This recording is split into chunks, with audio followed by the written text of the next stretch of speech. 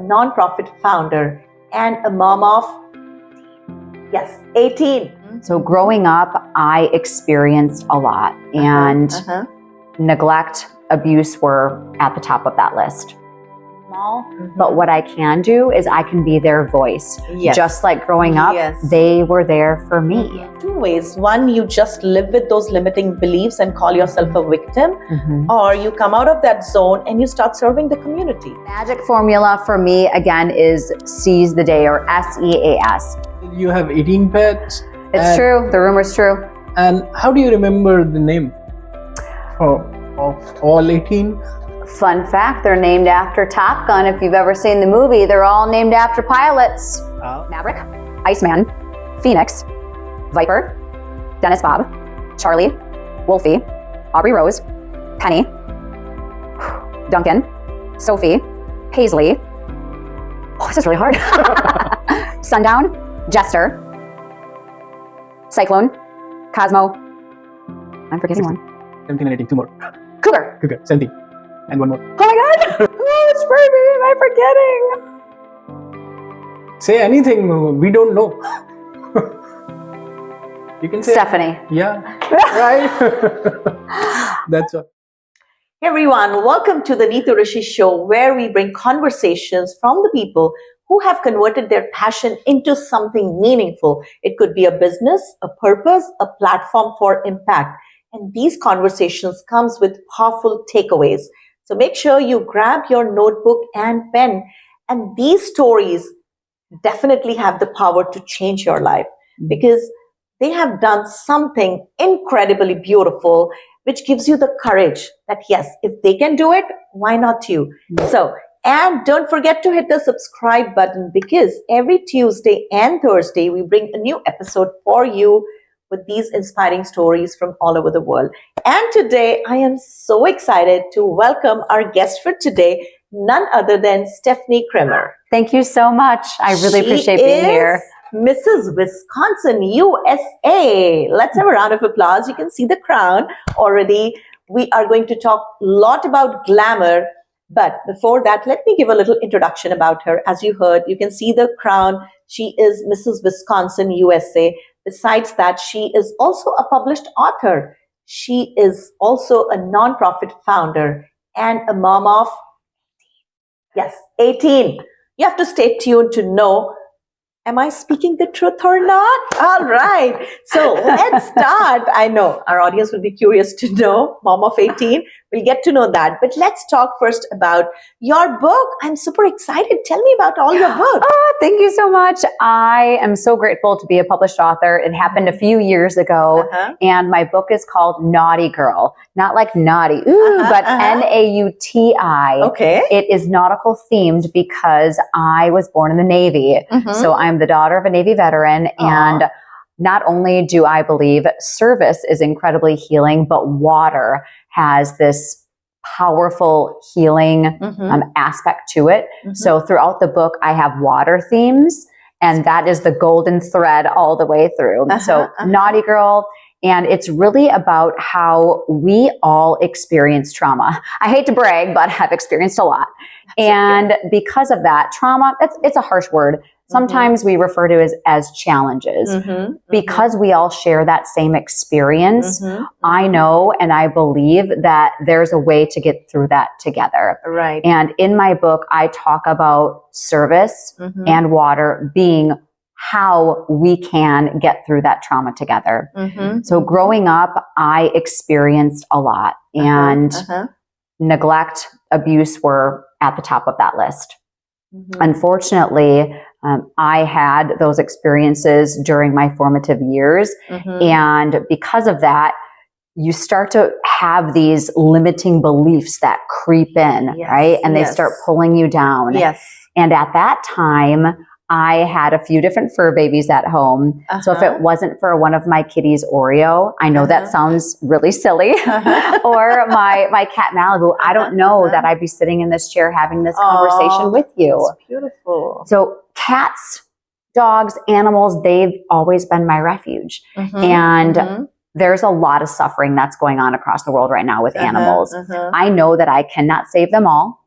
I know that I cannot help them all. But what I can do is I can be their voice. Just like growing up, they were there for me when I needed it most. So when she says mom of 18, you mean 18 fur babies? Yes. Could you imagine 18?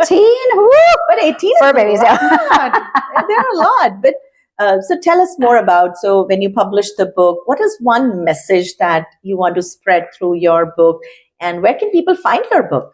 Something I talk about all the time is that we are not victims. Okay. We are not victims. In every trauma, in every challenge, we can learn something. So I truly believe that life happens for us. Life does not happen to us. So things happen for us, and we can learn from every single experience. My book is found on Amazon or Barnes & Noble. I hope you all run out there and buy it. We will definitely add the link to the book. But more importantly, I share a lot of stories. Again, trauma is a harsh word. And so I'm also referring to different challenges that we experience through various stages of life. So I already shared a little bit about being younger, maybe 9 or 10 years old. But think about also being a teenager. You know, what does that look like? Forms of abuse for me did happen in high school, and I found, again, refuge in not only animals, but then leaning in on those closest to me, finding those people who are going to support me that I trust. Moving into adulthood, it's the same thing. Have you ever experienced a breakup? Me? Yes. No. No? I didn't get a chance. Well. Because as soon as I was 21, my parents said, okay, go and get married. It's the perfect match. So I just met my husband, and it's been 27 years. So didn't get a chance to see that breakup moment in life. Well, that is incredible. Congratulations. Thank you. But I'm willing to bet that you've had some challenging conversations. I did. Or some struggles, I always say when I go on a TEDx stage, I might not have a sad story to start, because I had a good family. I had a good supportive in-laws, my sister-in-law, my mother-in-law, my parents, my sister, my kids. But I had a lot of expectations from myself. So I had a lot of self-doubts, because of which I went into migraines. And that just changed my life, because I was never grateful for what I had. And then I saw that self-doubts in my daughter. I started helping her. It gave me a purpose. So I think when you talked about limiting beliefs, at some point of time, we all have that. Yes. Now, there are two ways. One, you just live with those limiting beliefs and call yourself a victim, or you come out of that zone and you start serving the community. Absolutely. Find a reason to, because when you go through that pain, you can help others as well. Absolutely. And helping out the community in ways that could be free. Yes. Right? You don't have to do everything, and it doesn't have to cost a lot of money. Right. In the service that I do, animal advocacy, so often I find that individuals think that they have to donate a ton of time or a plethora of money, and that's not the case. Right. We are living in the era of social media, and there's so many things that you can do now with sharing each other's posts, subscribe to this podcast, but liking, subscribing. Yes, absolutely. Sharing information.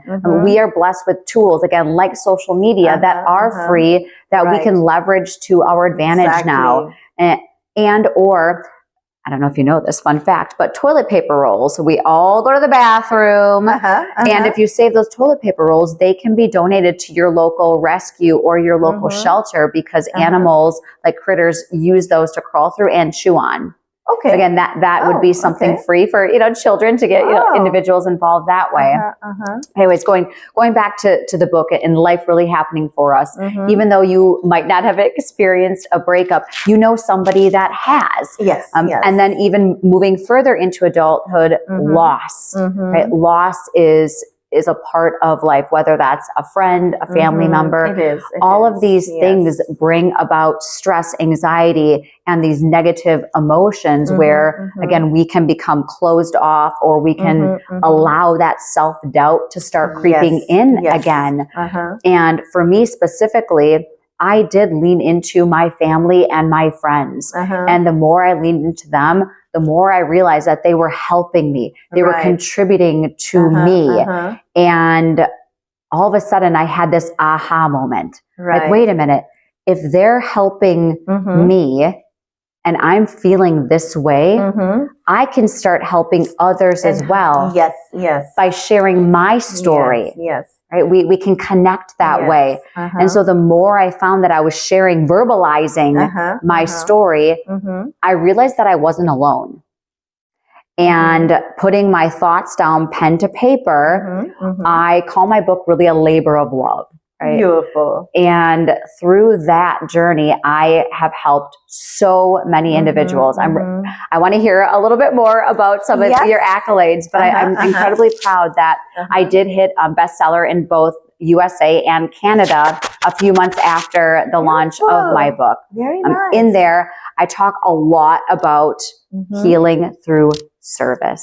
So again, giving back. My core belief is that giving is living. I relate to that because the other day at a podcast, someone asked me, what is the definition of success for you? I said, for me, when I see someone's life is transformed, at the end of the day, that's contentment and that's success for me. I'm building my empire in terms of business, but that's one part. But at the end, transforming lives, when you see that give you happiness, I think at the end, that's what matters, right? Absolutely. One of my funnest stories when it comes to service and animal advocacy is pet therapy. Every other week now, I have the opportunity to take animals to local senior living facilities where you can just see the joy on their faces. Because now it's more than just the human to human connection. It's about the human and animal connection. And just recently, one of the adoptable dogs named Tony ran inside, and he's a Basenji mix. So he looks like a tiger. And he jumped up on Pat's lap, and Pat, an older lady in her late 80s, just threw her head back laughing. Oh my God. And again, you could just see the sheer, pure joy and happiness. And then right next to her was one of the other residents named Marilyn. And I've known Marilyn now for over 3.5 years from doing this. And Marilyn's standard quote, she always says, she's like, you know, Stephanie, that dog might be 80% mixed breed, but it is 100% adoptable. And she laughs. I'm like, you are so right, Marilyn. Yes, that is so true. I know. I can feel that. I love dogs and cats both, but my husband says, okay, the day you say you won't travel, I'll get you a dog. And I'm not able to compromise on that. So maybe I can come to you and play with your pets and the fur babies. Absolutely. Absolutely. Again, I have 18 and there are pet sitters out there now. So it's a wonderful thing. No more filters, no more lies. Just the truth before your eyes. It's the HR Unfiltered, awkwardly honest round. Hi, Stephanie. Hi. Himanshu. Nice to meet you. Okay, I was hearing all the conversation. Now, you wrote a book as Naughty Girl. I did. From where this naughty idea came from? Some fun between my husband and I of almost 13 years. Oh, very good. Secrets. Okay. And we talked about all the negative things which happened, and that is why, you wrote this to make people come out of their shell and everything. But any positive thing which happened which make you more confident? I'm sitting with you right now, aren't I? Yes. This is pretty fun and positive. Right. Okay. Any other hobbies, other than managing your pets?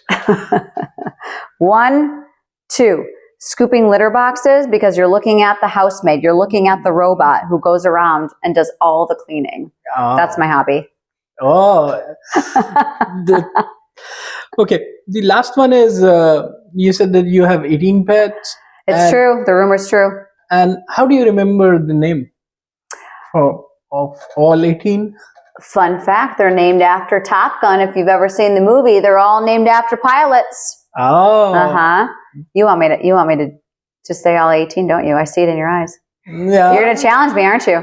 Yeah, go ahead. Oh, I walked into that one, didn't I? I flew into that one. All right.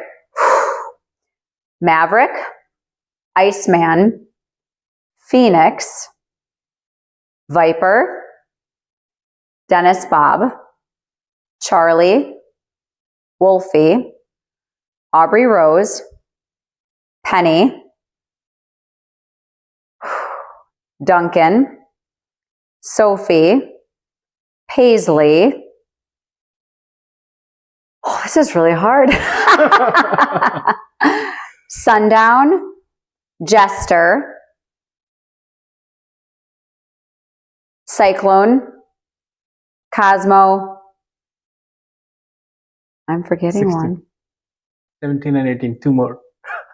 Cougar. Cougar, 17. And one more. Oh my gosh. Who else am I forgetting? Say anything, we don't know. You can say Stephanie. Yeah, right. That's what. Oh my goodness. I feel horrible. Who did I forget? Do you know? Do you know which one I forgot? Stephanie. Oh, okay. You were listening. Yeah. Okay. I think you have answered all the things positively as well as honestly. Well, I'm feeling a little guilty right now about that last cat. And whoever's watching this, I know that I'm going to end up hearing about it. That means more litter for me to scoop. I know it. They're going to leave me lots of fun surprises at home. So sorry. Okay. Thank you then. Signing off from Neetu Rishi Show. Thank you. Thank you. Let's talk about the crown now. How did you enter into pageantry? This is really fun. So it was recent. I did not grow up in pageantry. I grew up incredibly poor. We never had the resources to do these types of things. Fast forward to my husband now, we were at an event and this beautiful woman from Lebanon, I didn't know it at the time, but Lebanon walked up to me and she's like, oh, you know, I've been watching you and, you know, you should do a pageant. Here I'm sipping champagne and I literally spit it out everywhere, laughing like, absolutely not. I am like, that is not my thing, right? She's like, no, you like come with me. I'm like, okay. So we walk over to the side, we exchange contact information. And the next day she started messaging me. I'm like, what did I get myself into? So we start talking. She's like, okay, you have to come to this meeting. And you have to learn what pageantry is. Pageantry is not about this outer beauty as much as it used to be. It's really about in here. It's in here, the service, the community. It is about what is in your heart, what is on your heart lens, I like to say. And what is it that you do that you can help others and that you can inspire others. And the more we talked about it, I was like, gosh, well, you're right. I am already doing all of those things. She's like, that's it. You're coming with me to this meeting. So I attended this meeting thinking I was going to learn all sorts of things about pageantry. And it was the meeting leading up to a pageant. Okay. So I was a little scared walking into that, but that did not stop me. It's actually where I met some of my closest friends now today. Aside from her, my other close friend, Andrea, is where I met her at this meeting where the first thing she said to me was, okay, show me your walk. Okay. I didn't know what that was. I wasn't used to walking hills. I'm like, what walk? I thought I was showing up here to learn. So no, get on, show me your walk in front of everybody. It's a little embarrassing. Take a deep breath and show your and walk. just go. Awesome. Beautiful. That's so amazing. And then because you are an author, that's also a way you are conveying your message. And then nonprofit, I think it's all coming together, right? All the bits, puzzles are coming together. I think universe has a way to club all of them, isn't it? I completely agree. In my book, I talk about my favorite quote, which is Carpe Diem or seize the day, but I spell it a little differently. So it's spelled S-E-A-S, and that last S stands for service. So that is the magic formula. I was about to ask. She jumped on the answer too early. So tell us the magic formula to our audience to end the episode. The magic formula for me, again, is seize the day, or S-E-A-S. That stands for self-awareness, exploring your belief systems, figuring out why do we do the things that we do? Why do we believe the things that we believe? The Clean Plate Club, where did that come from? Right. And then the A stands for action. So taking messy, massive action. It does not have to be perfect. Just doing one thing, one step at a time to help yourself grow and again to give back. And then that last S stands for service, giving back to your community. Not only is it incredibly healing, but it's so powerful because you are now inspiring others to do the same thing. That's so beautiful. And that's what, that's why when I saw her, I met her, I heard her, I said, okay, we need this girl, because these are the stories. See, we all might not be perfect, but if we can learn one thing from one person and apply that in our life, it's such a beautiful message. Having 18 fur babies, having a purpose, when you wake up in excitement that, hey, I have to do this, and then you end your day with that, okay, I was worth it. And this is such a great misconception that people have, that I can start giving when I have it. We all have something that we can give to the community, whether it's your time, effort, and as she said, what is free is a ripple effect by liking someone's comment, sharing that, which is free. So let's take that message from her and let's continue learning. And don't forget to buy her book. I will be adding that in the description. Thank you so much for being here. It was such a pleasure talking to you, and I look forward to seeing more fur babies and spending a time with all those one day. Thank you so much. And stay tuned for that second book coming out as well. Of course, I will. Thank you. Thank you.